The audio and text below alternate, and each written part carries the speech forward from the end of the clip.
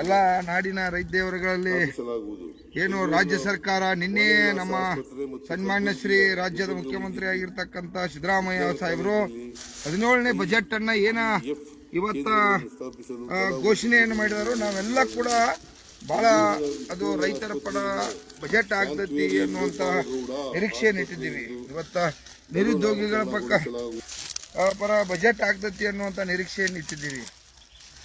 ಯಾಕೋ ಮುಖ್ಯಮಂತ್ರಿ ಅವರ ರೈತರ ಪರ ಇವತ್ತು ಸರಿಯಾಗಿ ಬಜೆಟ್ ಅನ್ನು ಮಾಡಲಿಲ್ಲ. ಯಾಕಂತಂದ್ರೆ ಇವತ್ತು ರಾಜ್ಯದ ಮುಖ್ಯಮಂತ್ರಿ ಅವರ ಬಜೆಟ್ ನಾವೆಲ್ಲ ಏನು ತಿಳ್ಕೊಂಡಿದ್ದು, ಬೆಳೆದಂಥ ಬೆಳೆಗೆ ಏನು ನಾವು ಕಷ್ಟಪಟ್ಟ ರಕ್ತ ಬೆವರ ಸುರಿಸಿ ಇವತ್ತು ಕೂಸಿನಂಗೆ ಜೋಪಾನ ಮಾಡಿ ಈ ಬೆಳೆ ಬೆಳೀತು, ಈ ನಾಡಿಗೆ ಅನ್ನ ಹಾಕಿ ಈ ಅನ್ನಕ್ಕೆ ಬೆಳೆದಂಥ ಬೆಳೆಗೆ ಖರೀದಿ ಮಾಡಲಿಕ್ಕೆ ಏನಾದರೂ ಒಂದು 30-40 ಸಾವಿರ ಕೋಟಿ ರೂಪಾಯಿ ಬಜೆಟ್ ತೆಗೆದಿಟ್ಟು ರೈತರ ರಕ್ಷಣೆ ಮಾಡ್ತಾರೋ ಅನ್ನುವಂಥ ವಿಚಾರನ ಇಟ್ಕೊಂಡಿರ್ತಕ್ಕಂಥವ್ರು ನಾವು ರೈತ ಬಂಧುಗಳು.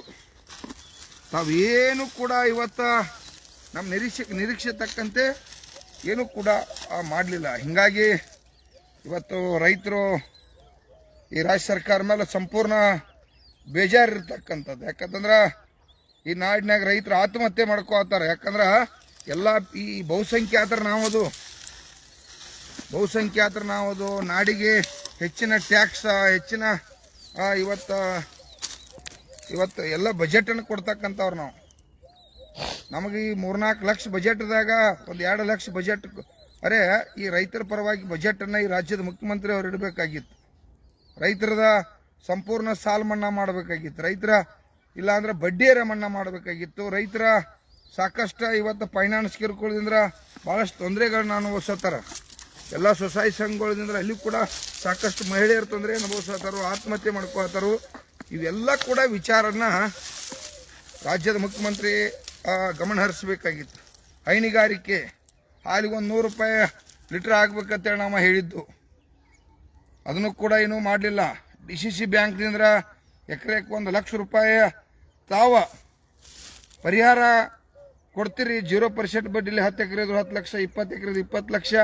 ಇಡೀ ನಾಡಿನ ರೈತರಿಗೆ ತಾವು 0% ಬಡ್ಡಿಲಿ ಸಾಲ ಕೊಡ್ತೀರಿ ಅಂತೇಳಿ ಕೂಡ ನಿರೀಕ್ಷೆ ಇಟ್ಟಿದ್ದು. ಅದು ಕೂಡ ತಾವು ಡಿಕ್ಲೇರ್ ಆಗಿ ಹೇಳಿಲ್ಲ. ಮತ್ತು ಕೊಡಲೇಬೇಕಾಗಿತ್ತು. ಯಾಕಂದ್ರೆ 1 ಎಕರೆ ಕಬ್ಬು ಬೆಳೆಯಕ್ಕೆ ಇವತ್ತು ನಮಗೆ 1.5 ಲಕ್ಷ ರೂಪಾಯಿ ಖರ್ಚು ಬರತ್ತಾವ. ನಿಮಗೆ ನಾಡಿಗೆ ಸಕ್ಕರೆ ಕೊಡಾಕ, ಬೆಲ್ಲ ಕೊಡಾಕ, ನಾಡಿಗೆ ನಿಮಗೆ ಇವತ್ತು ಸ್ಪ್ರೀಟ್, ಯಾಕಂದ್ರೆ 50,000 ಕೋಟಿ ರೂಪಾಯಿ ಈ ಕಬ್ಬಿನಿಂದ ಸ್ಪ್ರೀಟ್ ಹಾಕತ್ತಿ ಸರಿಯ ತಯಾರು ಮಾಡ್ತೀರಿ. ಅದರಿಂದ 40,000 ಕೋಟಿ ರೂಪಾಯಿ ಸರ್ಕಾರಕ್ಕೆ ಆದಾಯ ಬಂದೈತಿ. ಕಬ್ಬು ಬೆಳೆಗಾರಿಗೆ 1 ಟನ್ನಿಗೆ 1,000 ರೂಪಾಯಿದಂತೆ ಬಜೆಟ್ದಾಗ ಘೋಷಣೆ ಮಾಡ್ತೀರಿ. ಅದನ್ನು ಕೂಡ ನಿರೀಕ್ಷೆ ಇಟ್ಟಿದ್ದು. ಈ ಮುಂದಿನ ಸಲ ಸಾಲನೂ ಕೊಡಲಿಲ್ಲ, ಸಾಲ ಮನ್ನಾನೂ ಮಾಡಲಿಲ್ಲ. ಮತ್ತು ನಿರುದ್ಯೋಗಿಗಳಿಗೆ ಇವತ್ತು ಮಕ್ಕಳಿಗೆ 2,70,000 ಹುದ್ದೆಗಳು ಖಾಲಿ ಅದಾವು. ಇವತ್ತು ಉದ್ಯೋಗ ಮಾಡ್ತಕ್ಕಂಥ ನಿಮ್ಮ ಮೊಮ್ಮಕ್ಕಳಿಗೆ ನೌಕರಿ ಇರದೇ ಇರ್ತಕ್ಕಂಥದಕ್ಕೆ ಎಷ್ಟೋ ಜನ ಇವತ್ತು ಯುವಕರು ಆತ್ಮಹತ್ಯೆ ಮಾಡ್ಕೋತಾವು. ಯಾಕಂದ್ರೆ ಅವ್ರಿನ್ನ ಮಕ್ಕಳು ಮದುವೆ ಆಗಿಲ್ಲ. ಭವಿಷ್ಯ ನಿರ್ಮಾಣ ಮಾಡೋಕೆ 2,70,000 ಹುದ್ದೆ ಖಾಲಿ ಅದಾವು. ಅದರೊಳಗೆ ಕೇವಲ ಅಂದ್ರೆ 1 ಲಕ್ಷ 1.5 ಲಕ್ಷ ಹುದ್ದೆ ತುಂಬಿಕೊಂಡು ಒಂದು ಅರ್ಧ ಕಂಟ್ರೋಲ್ ಮಾಡ್ತಾರೆ ತಿಳ್ಕೊಂಡಿದ್ದು. ಅಲ್ಲೂ ಕೂಡ ಜೀರೋ ಪರಿಸ್ಥಿತಿಯನ್ನು ಮಾಡಿದಿರಿ. ತಾವೇನ ತಮ್ಮ ಗ್ಯಾರಂಟಿಗಳನ್ನಾಗಿನ ತಮ್ಮ ಬಜೆಟ್ ಆಯ್ತು, ಆ ಗ್ಯಾರಂಟಿ ಇವತ್ತು ಬಡ್ರಿಗೆ ಮುಟ್ಟತಾವು, ಜನಸಾಮಾನ್ಯರಿಗೆ ಮುಟ್ಟದತ್ತಿ. ಅದಕ್ಕೆ ನಮ್ಮದು ವಿರೋಧ ಇಲ್ಲ. ಆದರೂ ನಾವು ಶ್ರಮ ಪಡ್ತಕ್ಕಂಥ ರಕ್ತ ಬೆವರ ಸುರಿಸ್ತಕ್ಕಂಥ ಇವತ್ತು ರೈತರಿಗೆ ಯಾಕೆ ಬಜೆಟ್ದಾಗ ಹಣ ಮೀಸಲಿಡಲಿಲ್ಲ, ರೈತರಿಗೂ ಇಡಲಿಲ್ಲ, ಯಾರಿಗೂ ಇವತ್ತು ನಾವು ಕಷ್ಟಪಡ್ತಕ್ಕ ವರ್ಗಕ್ಕೆ ಯಾವುದೂ ಇಡಲಿಲ್ಲ. ರೈತರಿಗೆ 0% ಸಾಲ ಮಾಡ್ತಾ ಅದನ್ನು ಮಾಡಲಿಲ್ಲ, ಯಾವುದೂ ಕೂಡ ಮಾಡಲಿಲ್ಲ. ಭಾಳ ಇವತ್ತು ರೈತರ ಆತಂಕದಾಗದರು. ಮತ್ತು ಹಳ್ಳಿಗಳಿಗೆ ರಸ್ತೆಗಳಿಗೆ ಬಜೆಟ್ ತೆಗೆದಿಡಬೇಕಾಗಿತ್ತು. ಹಳ್ಳಿಗಳ ಅಭಿವೃದ್ಧಿಗಾಗಿ ಹಳ್ಳಿಗಳಲ್ಲೆಲ್ಲ ರಸ್ತೆಗಳು ಸಂಪೂರ್ಣ ಹದಗೆಟ್ಟು ಹೋಗಿರ್ತಕ್ಕಂಥ ಸಂದರ್ಭ. ಇವತ್ತು ಕಬ್ಬು ಸಾಗಾಣಿಕೆ ಮಾಡಲಿ, ಮತ್ತೊಂದು ಸರಬರಾಜರನ್ನು ಇವತ್ತು ಒಯ್ತಕ್ಕಂಥದ್ದಿರಲಿ, ನಾವೇನೆಲ್ಲ ಮಾಡ್ತಿರ್ತೋ ಅದನ್ನೆಲ್ಲ ಕೂಡ ಇವತ್ತು ಹಳ್ಳಿ ರಸ್ತೆ ಕೆಟ್ಟದಾವ. ಅದಕ್ಕೊಂದು 10,000 ಕೋಟಿ ರೂಪಾಯಿ ಈ ಗ್ರಾಮ ಪಂಚಾಯತಿಗಳಿಗೆ ತೆಗೆದಿರ್ತಕ್ಕಂಥ ಸಂದರ್ಭ. ಇವತ್ತು ಅದನ್ನು ಏನು ಕೂಡ ರಾಜ್ಯದ ಮುಖ್ಯಮಂತ್ರಿಯವರು ನಿರ್ಣಯ ತಗೋಲಿಲ್ಲ. ಹೀಗಾಗಿ ಇವತ್ತು ನಾವು ರೈತರೆಲ್ಲರೂ ಕೂಡ ಈ ಬಜೆಟ್ ಏನೈತಿ ಇದು ಈಗೂ ಕೂಡ ಕಾಲ್ ಮೀರಿ ಮಿಂಚಿಲ್ಲ.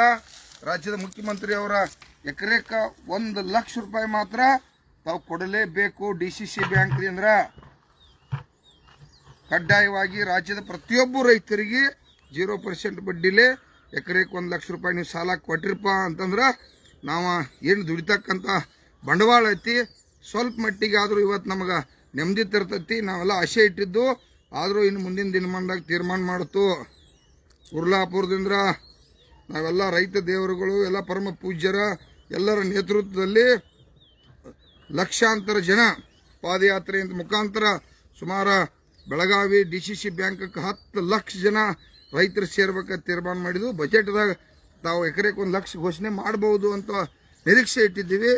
ಕೇಂದ್ರ ಸರ್ಕಾರ ಇರಲಿ, ರಾಜ್ಯ ಸರ್ಕಾರ ಇರಲಿ, ಇವತ್ತು ಸ್ವಾಮಿನಾಥನ್ ವರದಿ ಜಾರಿಗೆ ತರುವಂಥ ವಿಚಾರ ಇರಲಿ, ಈ ರೈತರ ಶ್ರಮ ಪಡ್ತಕ್ಕಂಥ ರಕ್ತ ಬೆವರ ಸುರಿಸಿ ಅವರು ತಮ್ಮ ಇಡೀ ನಾಡಿಗೆ ಊಟ ಹಾಕ್ತಕ್ಕಂಥ ರೈತರು ಸಾಯ್ತಾರಂದ್ರೆ ಅವ್ರ ಸಂಕಷ್ಟಕ್ಕೆ ನೀವೇನಾದ್ರು ಬರದೇ ಇಲ್ಲ ಅಂದ್ರೆ ನಾವು ಬೇರೆ ಪರಿಹಾರ ಇಲ್ಲ. ಈ ಪಕ್ಷ ಜಾತಿ ಭೇದ ಬಿಟ್ಟ ಎಲ್ಲ ನಾಡಿನ ನನ್ನ ರೈತ ದೇವರುಗಳು ತಾವು ಹೆಂಗೆ ಗುರ್ಲಾಪುರದಲ್ಲಿ ಒಂದು ಐತಿಹಾಸಿಕ ಚಳವಳಿ ಇವತ್ತು ನಮ್ಮ ಗುರೂಜಿಯವರ ನೇತೃತ್ವದಲ್ಲಿ ಹೋರಾಟಗಳು ನಡೆದು ಅದಕ್ಕಾಗಿ ತಾವೆಲ್ಲರೂ ಇಡೀ ನಾಡಿನ ರೈತ ದೇವರುಗಳು ಹೆಂಗೆ ತಾವೆಲ್ಲ ಒಕ್ಕಟ್ಟಾಗಿ ಹೋರಾಟ ಮಾಡಿ ಇವತ್ತು ಟನ್ನಿಗೆ 300-400 ರೂಪಾಯಿ ಹೆಚ್ಚು ಪಡ್ಕೋತಕ್ಕಂಥ ಹೋರಾಟ ಹೆಂಗಾಯ್ತು. ಈಗ DCC ಬ್ಯಾಂಕ್ ಇರಲಿ, ವಿದ್ಯುತ್ ಹಗಲಿ 12 ತಾಸು ಕೂಡ ಬಜೆಟ್ದಾಗ ಘೋಷಣೆ ಮಾಡ್ತಾರೆ ತಿಟ್ಟಿದ್ದು, ಅದು ಕೂಡ ಸಂಪೂರ್ಣ ವಿಳಂಬ ಆಗಿರ್ತಕ್ಕಂಥದ್ದು. ಹೀಗಾಗಿ ರೈತರು ಭಾಳ ಇವತ್ತು ನಿರೀಕ್ಷೆಯನ್ನು ವಿಫಲ ಆಗೈತಿ. ಅದಕ್ಕಾಗಿ ಇದು ರೈತಪರ ಬಜೆಟ್ ಅಲ್ಲ. ಈ ಬಜೆಟನ್ನು ನಾವು ರೈತರು ಒಪ್ಪೋದಿಲ್ಲ. ಇದರ ವಿರುದ್ಧ ನಾವು ರೈತರು ಕ್ರಾಂತಿ ಹೇಳ್ತೀವಿ, ಹೋರಾಟ ಮಾಡ್ತೀವಿ. ಕೇಂದ್ರ ಸರ್ಕಾರ ಇರಲಿ, ರಾಜ್ಯ ಸರ್ಕಾರ ಇರಲಿ, ಇದರ ವಿರುದ್ಧ ಹೋರಾಟ ಮಾಡೋರನ್ನ ರೈತರೆಲ್ಲರೂ ಕೂಡ ದಯವಿಟ್ಟು ಕೈ ಮುಗಿದು ವಿನಂತಿ ಮಾಡ್ತೀವಿ. 79 ವರ್ಷ ಆತ ಕೇಂದ್ರ ಸರ್ಕಾರವು ರೈತರನ್ನ ಮತ್ತು ಉದ್ಧಾರ ಮಾಡಲಿಲ್ಲ, ರಾಜ್ಯ ಸರ್ಕಾರಗಳು ಕೂಡ ಉದ್ಧಾರ ಮಾಡಲಿಲ್ಲ. ನಮಗೆ ಬಡತನ ತಪ್ಪಲಿಲ್ಲ. ನಾವು ಶ್ರಮ ಪಡ್ತಕ್ಕಂಥ ಎಲ್ಲದಕ್ಕೂ ಶ್ರಮ ಅವರಿಗೆ ಲಾಭವನ್ನು ಡಬಲ್ 4 ಪಟ್ಟು ಮಾಡಿದಾರ. ನಾವು ಹಗಲಿ ರಾತ್ರಿ 24 ತಾಸು ಕೆಲಸ ಮಾಡ್ತಕ್ಕಂಥ ರೈತರನ್ನ ಇವತ್ತು ರಾಜ್ಯ ಸರ್ಕಾರ, ಕೇಂದ್ರ ಸರ್ಕಾರ ಇವತ್ತು 4-5 ನಿಮಿಷಕ್ಕೊಬ್ಬ ರೈತ ಆತ್ಮಹತ್ಯೆ ಮಾಡ್ಕೋತಾನಂತಂದ್ರೆ ಇದ್ರ ಬದಲ ಗಂಭೀರತೆ ಇಲ್ಲ ಅಂದ್ರೆ ನಾವು ರೈತರು, ನಾಡಿನ ರೈತ ದೇವರುಗಳು, ರೈತ ತಾಯಂದಿರು, ರೈತ ಯುವಕರು ನಾವು ಬೆಳೆದಂಥ ಬೆಳೆಗೆ ಸ್ವಾಮಿನಾಥನ ವರದಿ ಅಂತ ವರದಿ ಬಂದುಪ್ಪ ಅಂತಂದ್ರೆ ಕಬ್ಬಿಗೆ 9,500 ಸಿಗ್ತೈತಿ, ಭತ್ತಕ್ಕೆ 10-15 ರೂಪಾಯಿ ಕ್ವಿಂಟಲ್ ಸಿಗ್ತೈತಿ, ಜೋಳ, ರಾಗಿ, ತೊಗರಿ, ಕೊಡ್ಲಿ ಎಲ್ಲದಕ್ಕೂ ಕೂಡ ಇವತ್ತು ಬೆಳೆದಂಥ ಬೆಳೆಗೆ ಬೆಲೆ ಸಿಗ್ಲಿಕ್ಕೆ ಸಾಧ್ಯತೆ. ಎಲ್ಲ ನಾಡಿನ ರೈತರುಗಳು ಈ ಜಾತಿ ಭೇದ ಪಕ್ಷ ಬಿಟ್ಟು ತಾವೆಲ್ಲ ಒಕ್ಕಟ್ಟಾಗಬೇಕು. ಇವತ್ತು ನಾವು ಬೆಳಗಾವಿ ಈ ಭಾಗದಾಗ ಪಾಪ ಹುಕ್ಕೇರಿಗೆ ಡ್ಯಾಮ್ ಕೊಟ್ಟಿರ್ತಕ್ಕಂಥವ್ರು ಜನ, ಅಲ್ಲಿ 2 ಡ್ಯಾಮ್ ಅದ ಹುಕ್ಕೇರಿ ತಾಲೂಕು, ಅದರಿಂದ 2-3 ಜಿಲ್ಲೆಗೆ ನೀರು ಹೋಗೈತಿ. ಅಂಥವ್ರಿಗೆ ಪುಣ್ಯಾತ್ಮರಿಗೆ ಆ ಹುಕ್ಕೇರಿ ತಾಲೂಕು 1,000 ಕೋಟಿ ರೂಪಾಯಿ ನೀರಾವರಿಯೊಳಗೆ ಬಜೆಟ್ ಇತ್ತು. ಆ ಭಾಗಕ್ಕೆ ಹುಕ್ಕೇರಿ ತಾಲೂಕು ನೀರಾವರಿ ಮಾಡ್ತಿರತ್ತೇಳಿ ಕೂಡ ನಿರೀಕ್ಷೆ ಇಟ್ಟವ್ರು. ಹುಕ್ಕೇರಿ ಒಂದಲ್ಲ, ರಾಜ್ಯದಲ್ಲಿ ಇರ್ತಕ್ಕಂಥ ಭಾಳಷ್ಟು ನೀರಾವರಿ ಯೋಜನೆಗಳು ವಿಳಂಬ ಆಗಿರ್ತಕ್ಕಂಥದ್ದು. ಅಂಥ ವಿಳಂಬ ಯೋಜನೆಗಳನ್ನು ಈಗಲಾದರೂ ನಾವು ಹೋರಾಟ ಮಾಡಿ ಪಡ್ಕೊಳ್ಳೋರನ್ನ ಬಿಡುದಿಲ್ಲ. ಅದು ಬಜೆಟ್ ನಮ್ಮದೈತಿ. ನಾವು ಶ್ರಮಪಟ್ಟು ಕೊಟ್ಟಿರ್ತಕ್ಕಂಥ ನಾಡಿಗೆ ಟ್ಯಾಕ್ಸ್ ಹಾಕಿ ಈ ರೈತರ ಪಾಲನ್ನು ಇವತ್ತೇನ ಸರ್ಕಾರ ಕೊಡಬೇಕಾಗಿತ್ತು, ಕೊಟ್ಟಿಲ್ಲ. ಅದನ್ನು ನಾವೆಲ್ಲ ಹೋರಾಟ ಮಾಡಿ ಪಡ್ಕೊಂಡು ಅಂತೇಳಿ ನಾಡಿನ ನನ್ನ ಎಲ್ಲ ರೈತ ದೇವರುಗಳಿಗೆ ಕೈ ಮುಗಿದು ವಿನಂತಿ ಮಾಡ್ತಾ ಇದ್ದೀನಿ.